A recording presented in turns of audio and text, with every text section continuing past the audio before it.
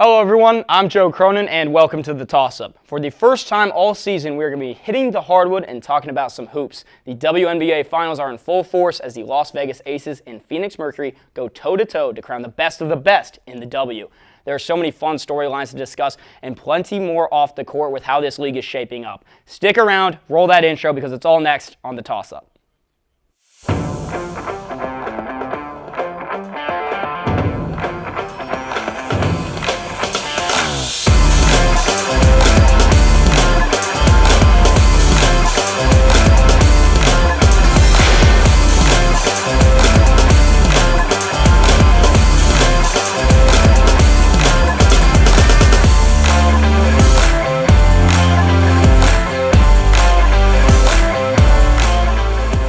Finals are in full swing as the Las Vegas Aces are looking for their third title in 4 seasons, and the Phoenix Mercury are in the finals for the first time since 2021. Got a great panel here to discuss the finals of the W. Andrew Garrison, Josie Broyles, and Daisy Titzer.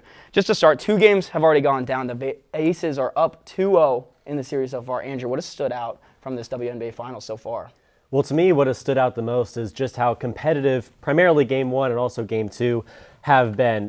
Game 1, a 3-point game, and one that the Mercury had in their hands, specifically one that Alyssa Thomas had in her hands, in Game 2, one that, of course, sort of fell in the direction of the Aces pretty quickly. To me, the difference between the two, I see a 3-point game, I see a 13-point game, I see the offense in the backcourt behind Alyssa Thomas not quite maintaining their production heading into Game 2, which is a level of inconsistency that you would expect on the road in a situation like this. And I think that as the series flips back to Phoenix, it's going to be really interesting to watch play out. I mean, you know how it's said, a series doesn't start until a road team wins. Josie, what stood out for the first 2 games? I mean, the Aces have been dominating the court 100%. I mean, we see Asia Wilson just really, you see her strategy. I mean, she dominates the court so well. It's like she's 3 steps ahead of the defense every single time. And I kind of think it's unbalanced a little bit. They're a little bit unmatched there defensively. And that's kind of where the Mercury is really struggling. They lost their reliable strategy in Game 2 there because they had them really close in Game 1, and then they just kind of lost it. I mean, you can see kind of the momentum sucked out from the Phoenix after they blew that Game 1. Daisy, 2 games down, and the Aces are rolling. Yeah, so the first game was really interesting to watch because it was very close, and it showcased both of the team's talents. But the second game really showcased the Aces and their top 3. And the Mercury led most of the game in the first game, but during that halftime, the Aces really turned up their defense.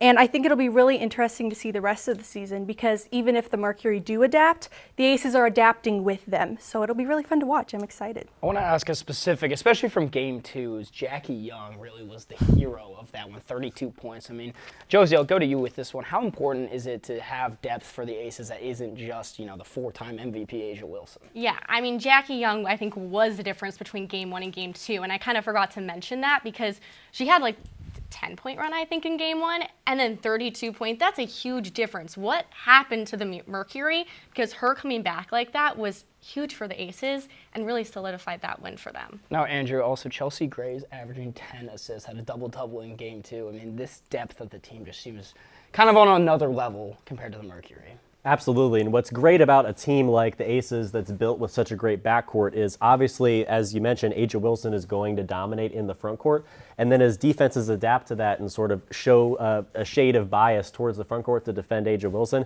that's where the backcourt punishes the other team, and that's where people like Chelsea Gray and Jackie Young really prove to be worth time and attention for fans. And Chelsea Gray is somebody that's been a Finals MVP in the past, obviously the Aces, a dynasty.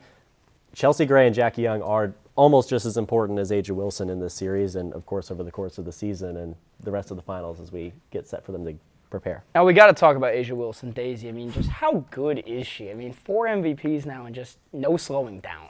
Yeah, no, Wilson, she is a phenomenal player, and she is looking at to be the GOAT of the WNBA.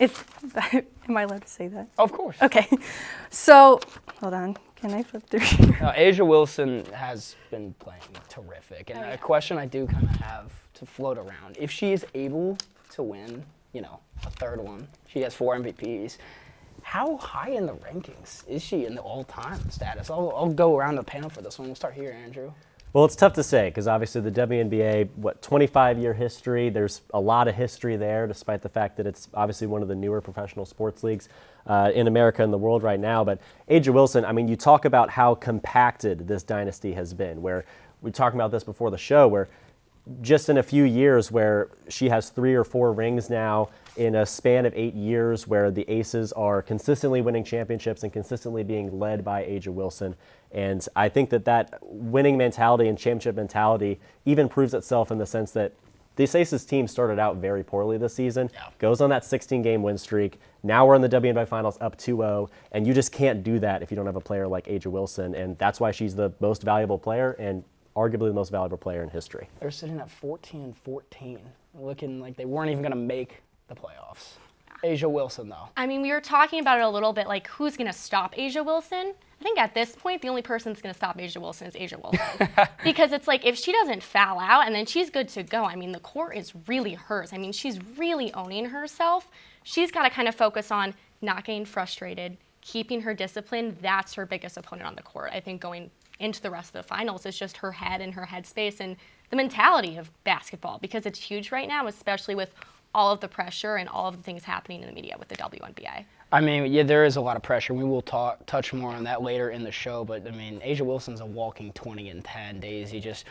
Is there a better player in the WNBA that you can even think of? I mean, she was the MVP, so the voters clearly think she's the best. No, I really don't think so. And to build off of that, yeah, once she gets the ball, I mean, she is gone. She can shoot solid at the basket, but she can also shoot a solid deep 3.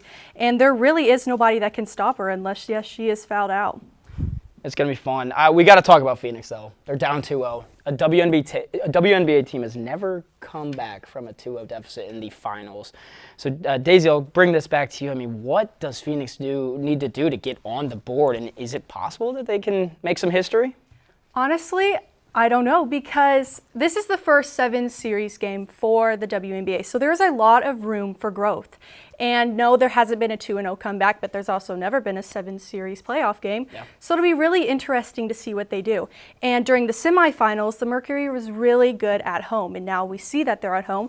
They went at a 2-0 run at home against the Lynx, and who knows, maybe they can come back and it could be a tied game. Yeah, it'll be a lot of fun, Josie. What does Phoenix really need to do to try and, I guess not steal one, but defend their home court? I mean, it really just comes down to defense. That's what they have to do. They have to defend better. I mean, I think if Alyssa Thomas can stay aggressive on the court, I think that's kind of their ringer right there.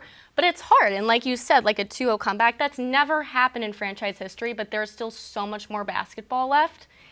And I mean, I think the Aces kind of might have this one in the bag, but I wouldn't be surprised if the Mercury make franchise history by winning this next game. Now, the Game 3 is actually going to be tipping off while we're here at Beckley's studio, so we can make some predictions, and we'll see how that shapes out once this episode eventually comes out. But Andrew, I mean, how much pressure is on this Game 3 for Phoenix? I mean, it has to be a win, a do or die, right?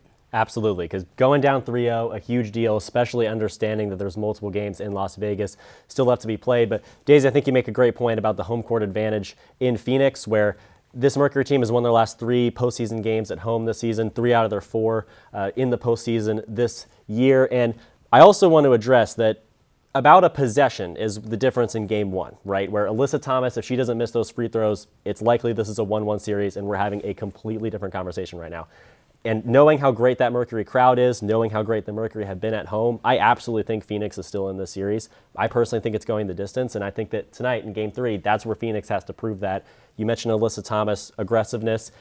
There's no way to stop A'ja Wilson, I'll say, defensively for the Mercury, in my opinion. But if the Mercury can put enough points on the board on the other end, it's a new conversation, a new series, and I think that's what we're going to see tonight. We're going to move a little bit into how these teams got there. And we mentioned the Aces, a 16-game regular season win streak to put themselves at the 2nd seed in the WNBA playoffs.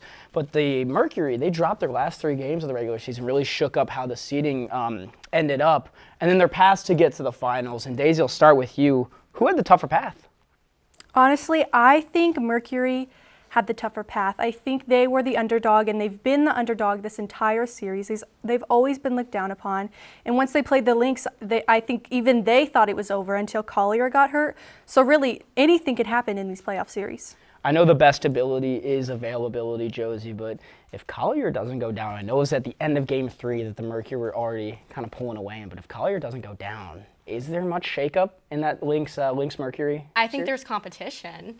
I think if Collier didn't go down, they would have had a healthy matchup. I think they really dominated the court because she was in the game, because she wasn't there to play defensively.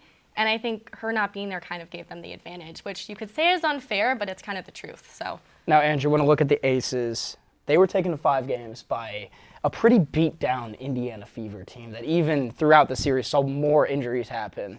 Got to give the Fever a little shout-out. Is this a team that, come a couple years from now, is going to be making their run to the finals? I would say next year this is the team that's going to be making their run, because when you look at the Fever, the adversity over the course of the season doesn't just come with the injuries. It comes with when you add superstars like at the time DeWanna Bonner and Sophie Cunningham. You can't just coalesce a team like that and expect it to work right away. And Sophie Cunningham was coming off injury. She hadn't quite found her shot yet. Aaliyah Boston improved a lot over the course of the season. And so I think going into next year and beyond, you see a team that when it has all of its superstars back and all healthy, and when you have a team that has improved in some of these players that didn't get injured, Natasha Howard, Kelsey Mitchell, Aaliyah Boston, they've stepped into their role, understand what they're capable of, understand their role on the team, and then you just add in Caitlin Clark, and you add in Sophie Cunningham, and you add in all of these players, and I can imagine that next year, fingers crossed, if healthy, this Fever team is going to be one that we're talking about this time of the calendar. That's going to be a fun team to watch. But we're going to take a break, but stick around, though, because coming up after the break, we're going to discuss some of the bigger picture storylines throughout the W and make some predictions as well. Don't go anywhere.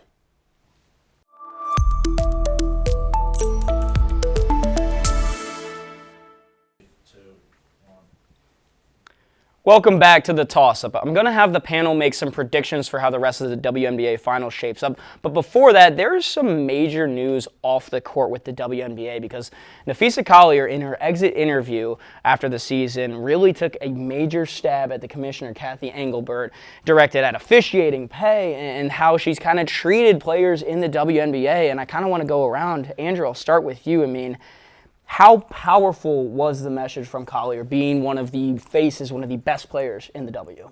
Well, it was powerful in part with how it was delivered and how coherently and how clearly well thought out her statements were. And it was powerful in the sense that all of the players around her stood up and supported her. And you hear statements from Caitlin Clark, you hear a great statement from Sophie Cunningham, plenty of other players, Aja Wilson, I'm forgetting plenty. But the entire player base has stepped forward and kind of agreed with and accentuated the points that Napheesa Collier made.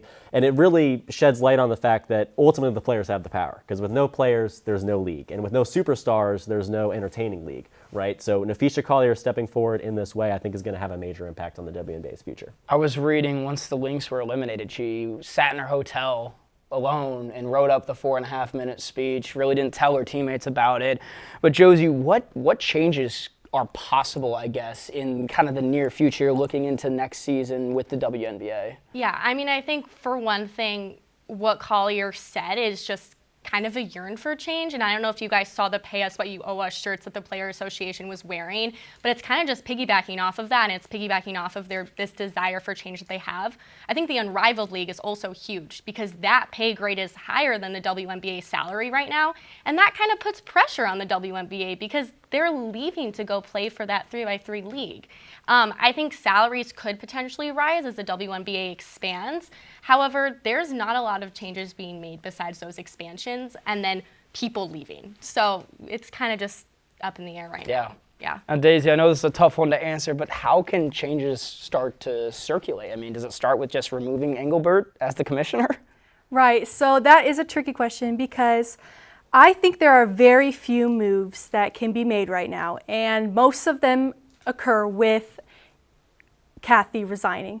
And I think it's only because everybody is speaking out, and when it comes down to it, people are going to back the players. They're not going to back the administration, especially with all of this coming out that it's rumors. Kathy's saying that Fee is lying. People aren't going to believe her. They're going to want to believe Fee. They're going to want to believe the face that they see.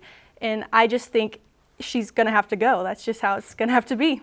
Wow. I mean, I think the biggest and most compelling thing is how there was so much unity. They're like, there wasn't a team, there wasn't a player that was like, oh, this is wrong. It seems like everyone backed what Collier was saying. But before we head out, let's bring it back to the WNBA Finals. Aces are up 2-0 to the Phoenix Mercury. Daisy, I'll start with you. How does this Finals end? I hate to say it because I'm a big Mercury fan, but I think the Aces have this one. Even though, yes, it's a home advantage, I just think the Aces, they know what they're doing. And the Mercury, they like to rely on their star players. And when their star players are off, like Sabali, she was off in Game 1 and Game 2, and they just relied on her. They didn't know what to do when she was down. But the Aces, they don't just rely on their star players. They have the whole team. And I just think the Aces have it better. They're more disciplined. They're more focused. And they want it more, and it definitely shows on the court. Are you saying a 4-0 sweep, or you think Mercury can steal one? I think Mercury's going to win this first one, but once again, Aces are going to adapt, and they're going to beat them at home, and it's going to suck. And then once that has to go back to Las Vegas, that's when. So we'll say 4-1. Josie, predictions? I might also say 4-1. I think the Mercury might have this next one just because they're kind of learning from the past games, and they're probably going to give the Aces a run for their money. Yeah. But I also read today, when you give the Aces an inch, they're going to take a mile.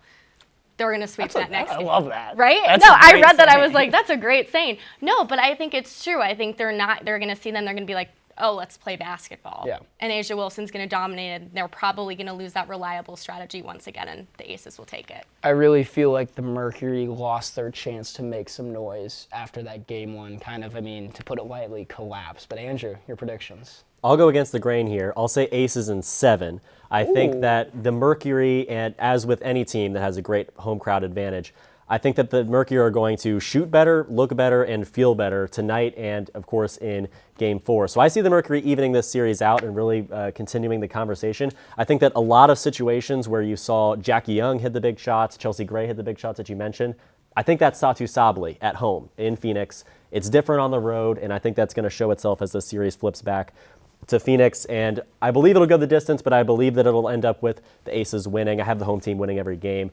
That championship mentality, that winning mentality, what Asia Wilson has done before in winning championships, what Becky Hammond has done before in winning championships, Chelsea Gray, all of these sort of the superstars of this franchise, I imagine they'll come out on top and really show the world that you never know what's going to happen, because the Aces did look like they were going to miss the playoffs a little bit earlier in the year. Absolutely, and I think with what you're saying, with what you're predicting, this going the distance in the first year of the 7 game, I imagine that would just do wonders for the ratings and how, things move forward for the shaping of the WNBA playoffs. But that is going to wrap it up for this week's show. Daisy, Josie, Andrew, thank you so much for joining. As always, follow along for our socials on Instagram and Twitter at IUSTV Sports. With that being said, I'm going to toss it up.